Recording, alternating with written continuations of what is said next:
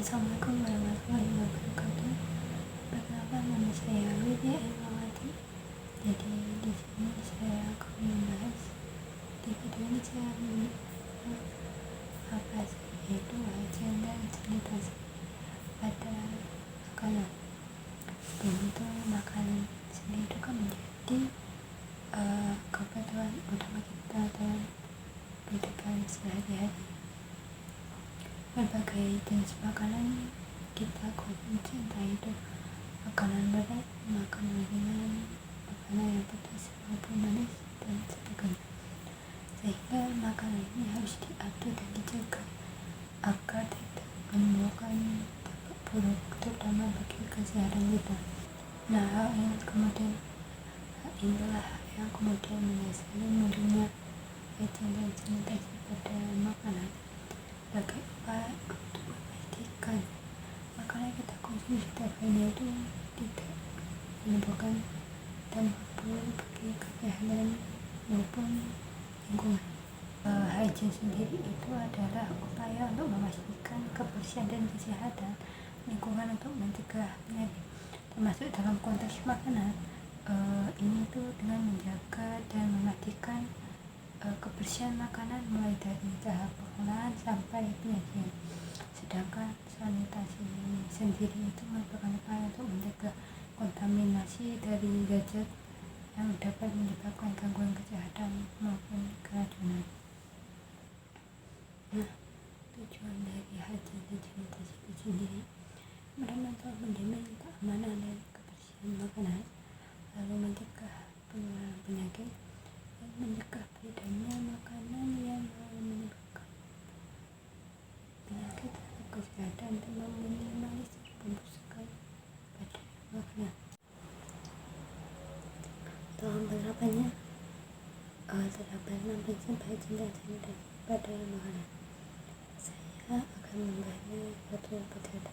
Jadi dengarkan baik-baik sampai akhir video.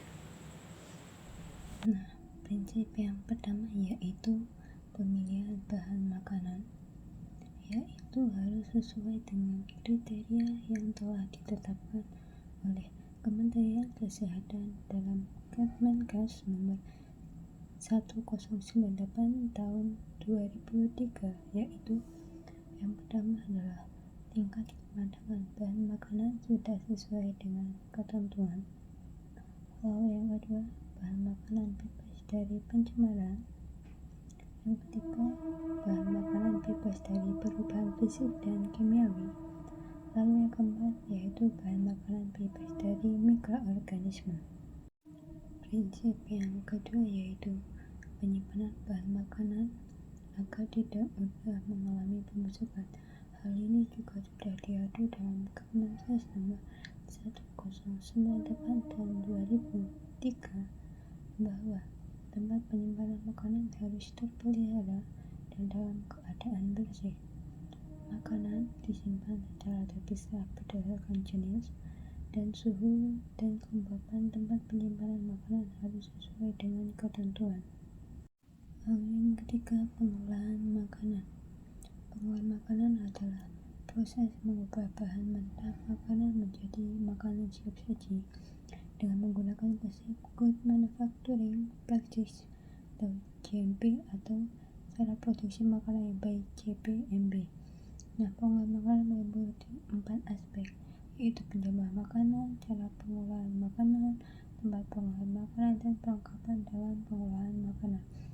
Itu semua harus sesuai dengan standar hajian dan sanitasi. Penyimpanan makanan.